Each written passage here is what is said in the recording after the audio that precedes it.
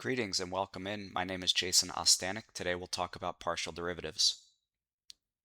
If you have a function that depends on one independent variable, like this example here, where the function depends on position x, we could take the derivative of that function with respect to x, and this is known as an ordinary derivative.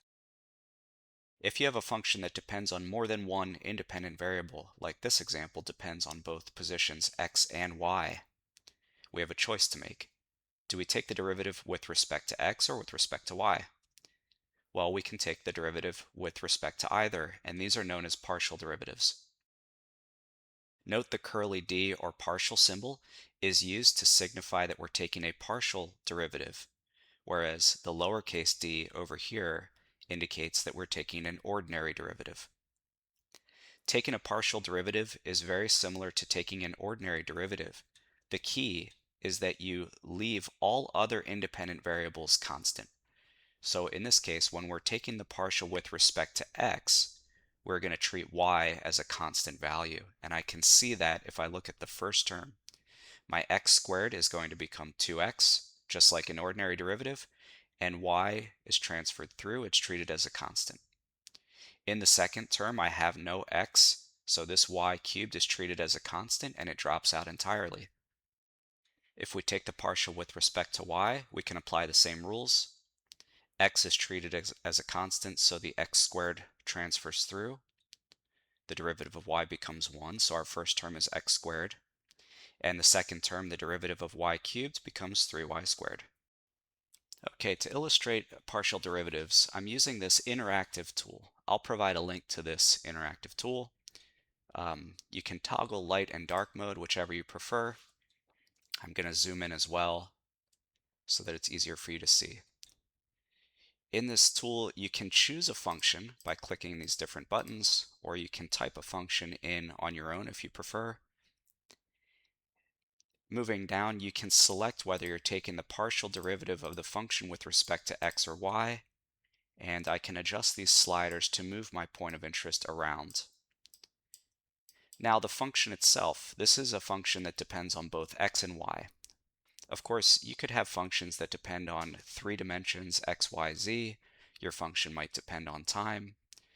In this case, we have a function that depends on 2 independent variables, and our function value is shown in this contour plot here, where the red contours indicate positive numbers, the blue indicates negative numbers, and the lines are ISO values, lines of constant value. So I've currently got 3x plus 2y selected, and the function looks like this on the contour plot. And if I toggle between taking the partial with respect to x and y, you'll notice the direction of this green line changes. Taking the partial with respect to x means we're keeping all other independent variables constant. In this case, we're keeping y constant, and therefore we're taking a trace or a slice at constant y. And if I move the y slider, I can see that going up and down. If I move the x slider, my point of interest moves, and now I can take a look at these 2 panels on the right. The top panel is my function value along the trace. So as I move left to right along this green line, this is my function value. I can tell it goes from negative blue colors to positive red colors. And the bottom right panel is the partial with respect to x. So that is showing us the slope of our function along the given trace. That is what the partial derivative is. The slope of the function while keeping all other independent variables constant. In this case, my function is 3x plus 2y, and by inspection, I can take the partial derivative with respect to x, and I get 3. And I can take the partial derivative with respect to y and get 2. So no matter where we are in our domain, I notice my partial with respect to x doesn't change. My function values are changing, but my partial does not. And that's because of the function that we have. If I take the partial with respect to y, I can move my x position around. We're keeping x constant. I can move my y position up and down. no matter where we are in the domain, the partial derivative with respect to y is 2. Now let's pick a different function. I'll do x squared plus y squared. And I'll set my slider back to a y that's right around 0. So my trace is going left to right. My function has positive values over here. We go towards 0 and then back to positive values. And if I look at the upper right panel, I can see that. Positive, down to 0, back up to positive. Now I'm going to move my slider and take a look at this red tangent line. This red line is tangent to my function, so it is showing the slope. And I can tell when the slider is all the way over here at x of -2, the slope is very strongly negative. And if I look at my partial with respect to x, my slope value is -4. If I move the slider over towards 0, I can see the tangent line and the slope is 0. And sure enough, my partial with respect to x is 0. And I can go all the way over here to the right and see that I've got an upward positive slope, which is reflected in the bottom right panel.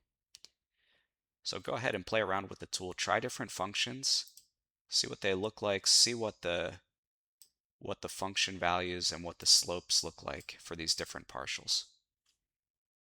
Okay, let's wrap this up with a few more partial derivative examples. We've got the same function as before. If we take the partial with respect to x and then again with respect to y, this is called a mixed derivative. So here is the partial derivative with respect to x. We've done that already. And if we take the partial of that function, 2xy, we would substitute into the parentheses and take the partial derivative of this with respect to y. I can see the y becomes a 1, the 2x is a constant, and I end up with 2x. It's a mixed derivative because we're differentiating with respect to two different independent variables.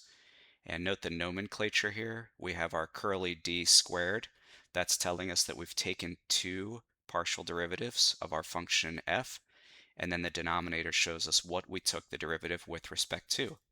You read this from right to left, which says we took the derivative with respect to x first and then with respect to y. We can take the partial with respect to x twice.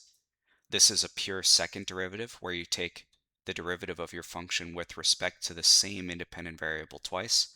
So here we go, partial with respect to x is the same as before, and we plug that in here and take the derivative of that with respect to x, and we end up with 2y. Now note that we consolidated, instead of writing partial x, we can combine that into partial x squared. And there's a shorthand way that you can write these partial derivatives. So partial of f with respect to x would be written as f with a subscript x. You can see the pure second derivative f sub xx, and mixed derivatives would be f sub xy in this case. Again, you read right to left in the denominator. That's the order in which you took the derivatives, and the order is shown now left to right in the subscripts. Okay, that's it for now. Thank you very much for watching.